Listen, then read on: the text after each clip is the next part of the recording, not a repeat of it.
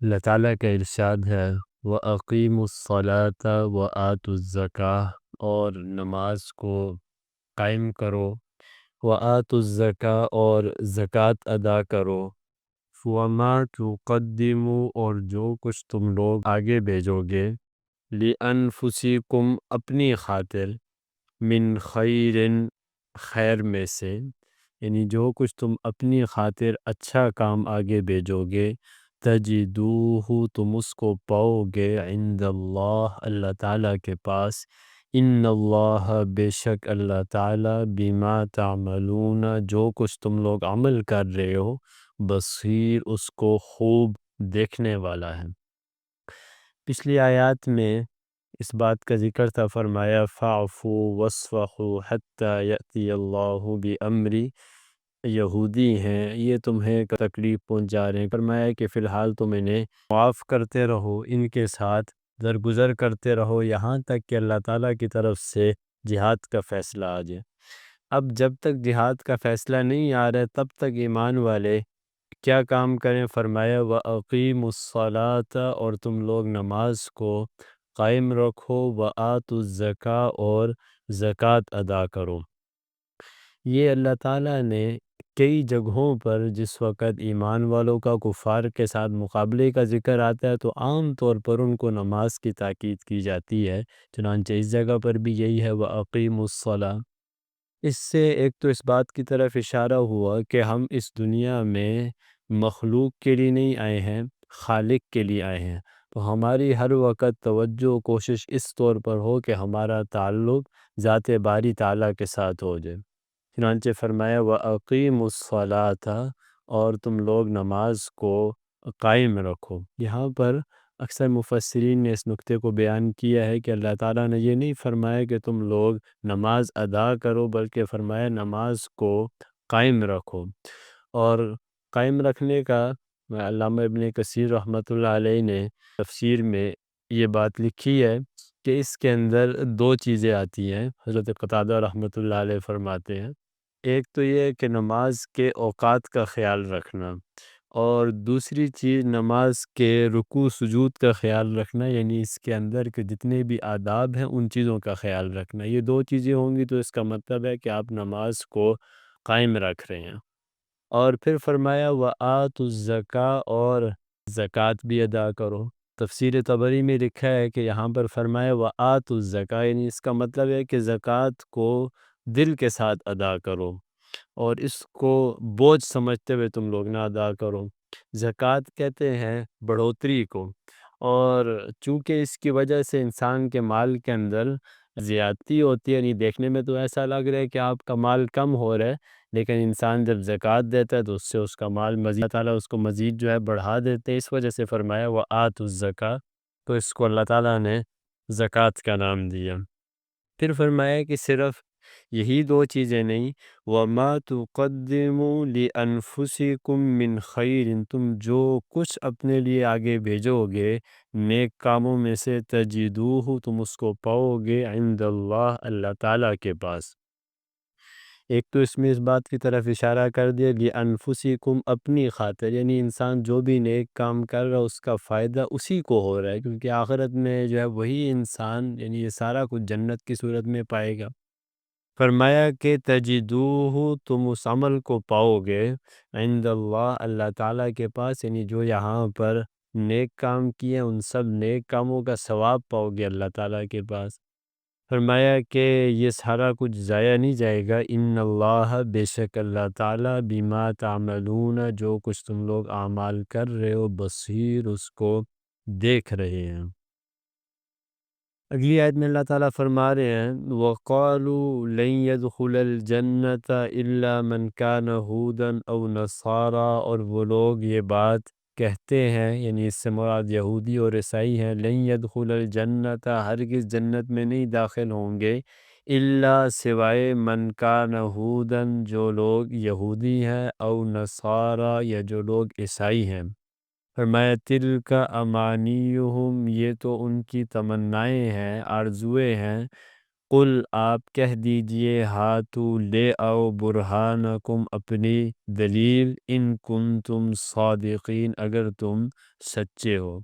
یہ یہودیوں اور عیسائیوں کی طرف سے ایک دعویٰ بار بار ہوتا تھا۔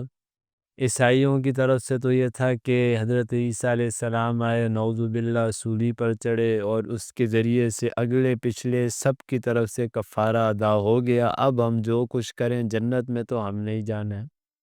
یہودیوں کی طرف سے یہ ہوتا تھا کہ جنت تو صرف اور صرف بنی اسرائیل کی ہے،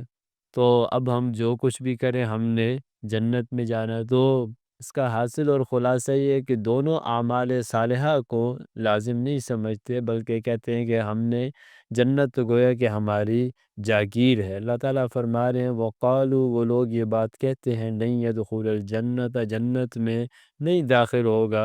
الا مگر من کان ہودن او نصارا، مگر جو لوگ یہودی ہیں یا پھر جو لوگ نصرانی ہیں، یعنی عیسائی کہتے تھے وہی داخل ہوں گے جو لوگ نصرانی ہیں، یہودی کہتے تھے وہی داخل ہوں گے جو لوگ یہودی ہیں۔ فرمایا تلک امانیہم، یہ ان کی تمنائیں ہیں۔ تمنا کے لیے عربی کے اندر لفظ استعمال ہوتا ہے امنیتن، تمنا، جمع اس کی ہے امانی۔ یہاں پر ایک سوال اٹھایا تفسیر روح المعانی میں کہ تمنا تو ان کی ایک ہی تھی کہ جی ہم لوگ جنت میں جائیں گے، اللہ تعالیٰ نے جمع کے ساتھ ذکر کیا تلک امانیہم، یہ ان کی تمنائیں ہیں، تو جمع کے ساتھ کیوں ذکر کیا؟ اس کا جواب یہ دیا کہ اگرچہ تمنا تو ایک ہی تھی لیکن بار بار ان کے دل میں تمنا آتی تھی، تو بار بار آنے کی وجہ سے گویا کہ بہت ساری تمناؤں کا یہ ایک مجموعہ بن گئی ہے، یا یہ کہ بار بار تمنا آ کر اس میں اتنی شدت ہوتی تھی کہ جتنی گویا کہ یہ بہت ساری تمناؤں سے جو انسان کے دل میں ایک کیفیت پیدا ہوتی ہے، وہ اس ایک تمنا سے وہ کیفیت پیدا ہو رہی تھی۔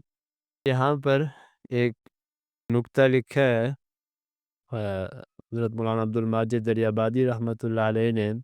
فرمایا کہ یہ حال اس قوم کا ہے جس کے آباء و اجداد میں اکثر پیغمبر آئے تھے، ان کی اولاد نے جب یہ تمنا کی تو اللہ تعالیٰ نے اس چیز کو بھی ذکر فرما دیا کہ یہ صرف تمنائیں ہیں۔ فرمایا کہ اس سے عبرت حاصل کرنی چاہیے ان لوگوں کو جن کے اوپر کوئی جو ہے گدی چل رہی ہے، پیر ہے، تو وہ بس ان کے ذہن میں یہی آتا ہے کہ جی ہمارے تو آباء و اجداد جو ہے پیر تھے، بس ٹھیک ہے ہماری تو یوں ہی بخشش ہو جائے گی۔ فرمایا کہ ان کی بھی تمنائیں ہیں، ان کی بھی تمنائیں ہیں۔ اللہ تعالیٰ فرما رہے ہیں قل آپ کہہ دیجئے ہاتو برہانکم، لے آؤ اپنی دلیل ان کنتم صادقین اگر تم سچے ہو۔ معلوم ہوا کہ محض کسی کے دعویٰ کو اس وقت تک قبول نہیں کیا جا سکتا جب تک اس چیز پر مضبوط قسم کی دلیل نہ ہو۔ ویسے یہ بات بھی معلوم ہوئی کہ امت کو بھی چاہیے کہ ہر آدمی کے بات کے پیچھے نہ چلنا شروع کر دے جب تک اس آدمی کے پاس کوئی ٹھوس اور مضبوط دلیل نہ ہو۔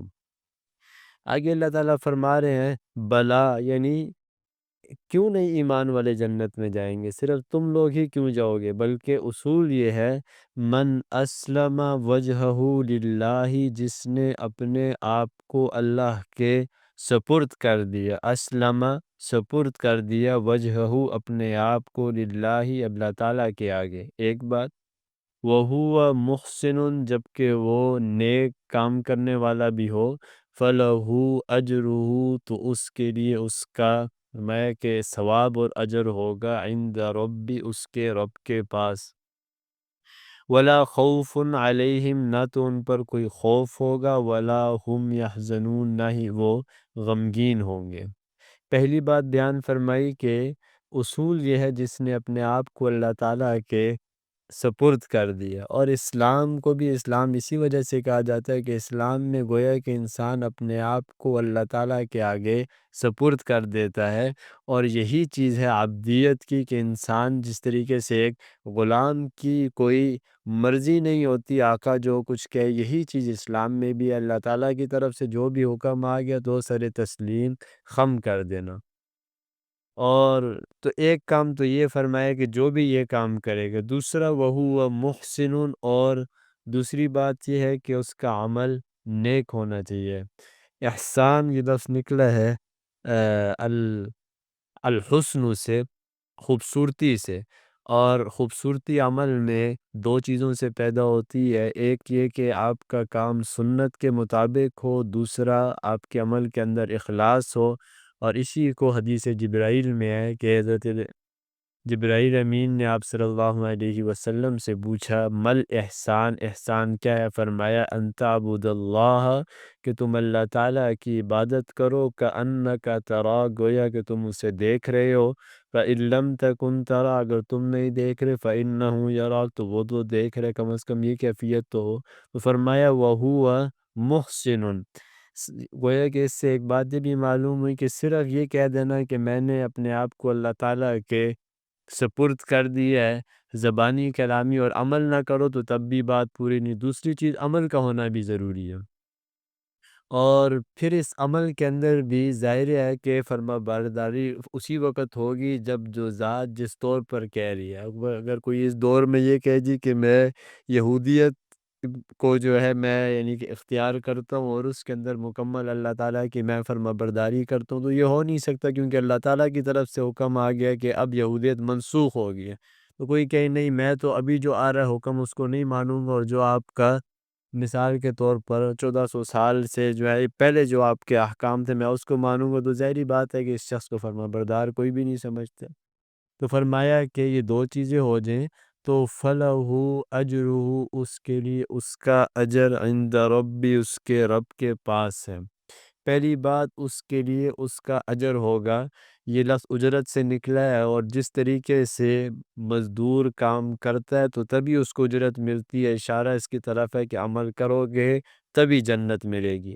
اور دوسرا اس بات کی طرف بھی اشارہ ہے کہ مزدور جب کام کرتا ہے تو اجرت لازماً ملتی ہے، تو اللہ تعالیٰ بھی ایسے شخص کے عمل کو ضائع نہیں فرماتے۔ اور تیسری بات عند ربی، اس کے رب کے پاس، ایک تو رب کا ذکر کر دیا تو اس سے یہ بات معلوم ہوئی کہ یہ عام اجرت کی طرح نہیں ہے، بلکہ یہ تو رب تعالیٰ کی طرف سے ہوگی، تو یہ اجرت بڑی ہی عظیم اجرت ہوگی، کیونکہ دینے والا عظیم ہوتا ہے تو جو چیز دی جاتی ہے وہ چیز بھی عظیم ہوتی ہے۔ دوسرا عند ربی، یہاں پر حضرت تھانوی رحمۃ اللہ علیہ نے ایک بڑا زبردست یہاں پر جو ہے نقطہ بیان کیا ہے، اور وہ یہ ہے کہ فرمایا کہ دو قسم کے لوگ ہوتے ہیں، بعض تو ایسے ہوتے ہیں کہ مثال کے طور پر ایک شخص ہے، مزدور ہے، اس کو آپ نے یہ بات کی کہ یہ کام پورا کر لو تو تمہیں میں 2 روٹیاں کھلاؤں گا، اور ایک یہ ہے کہ آپ اسے کہو یہ کام کرو تو میں اس کے بعد تمہاری دعوت کروں گا، اپنے پاس بٹھا کر کروں گا۔ تو یہ جو دوسری چیز ہے، فرمایا کہ جن لوگوں کے دلوں میں اللہ تعالیٰ کا عشق ہوتا ہے ان کے لیے دوسری چیز بہت عظیم ہے، تو اللہ تعالیٰ نے ان لوگوں کا یہاں پر لحاظ کر کے فرمایا عند ربی، یہ اجر اور یہ جو کچھ ثواب ملے گا یہ ان کے رب کے پاس ملے گا، اللہ تعالیٰ وہاں پر ان کو دیں گے۔ پھر فرمایا کہ صرف اسی بات پر ہی نہیں بلکہ ان کو روحانی طور پر بھی اللہ تعالیٰ ان کو تسکین پہنچائیں گے، ولا خوف علیہم، اور کسی قسم کا ان پر خوف نہیں ہوگا، ولا هم یحزنون، اور نہ ہی کسی قسم کا غم ہوگا، نہ ہی یہ لوگ غمگین ہوں گے۔ خوف کہتے ہیں مستقبل کے بارے میں انسان کو کوئی اگر اندیشہ پیش آ رہا ہو کہ یوں نہ ہو جائے، یوں نہ ہو جائے، تو اسے کہتے ہیں خوف۔ تو فرمایا کہ انہیں آئندہ کے بارے میں کوئی فکر نہیں ہوگی، اطمینان ہوگا کہ جنت اب مل گئی ہے، اللہ تعالیٰ جنت کبھی ہم سے چھینیں گے نہیں، اور ولا هم یحزنون، غم نہیں ہوگا۔ اور یہ جو غم ہوتا ہے یہ عام طور پر سابقہ زندگی پر ہوتا ہے کہ کاش میں اس وقت یہ عمل کر لیتا، کاش یہ کر لیتا، جنت میں پہنچنے کے بعد یہ غم نہیں ہوگا۔ اکثر حضرات نے تو اس کی تفسیر یہی کی ہے کہ خوف اور جو یہ غم کا تعلق ہے، اس کا تعلق جو ہے قیامت کے ساتھ ہے۔ بعض حضرات نے اس کا تعلق دنیا کے ساتھ بھی جوڑا ہے، وہ اس طور پر فرمایا ہے کہ جس آدمی کا اللہ تعالیٰ کے ساتھ جب تعلق مضبوط ہو جاتا ہے تو اسے دنیا میں خوف بھی نہیں ہوتا ہے، یعنی اس کو دل اس کا اس طور پر مطمئن ہوتا ہے کہ چلو جو بھی میرے ساتھ آگے ہوگا تو میرے ساتھ ذات باری تعالیٰ ہے، مجھے خوف کوئی نہیں ہے۔ اور غم نہیں ہوتا ہے کیونکہ اس شخص کا ایمان ہوتا ہے تقدیر پر، تو اس وجہ سے اس کو کسی قسم کا غم بھی نہیں ہوتا ہے۔ اسی چیز کو بیان فرمایا وَلَا خَوْفٌ عَلَيْهِمْ وَلَا هُمْ يَحْزَنُونَ، نہ تو کسی قسم کا خوف ہوگا اور نہ ہی ان پر کسی قسم کا غم ہوگا۔ وَآخِرُ دَعْوَانَا أَنِ الْحَمْدُ لِلَّهِ رَبِّ الْعَالَمِينَ۔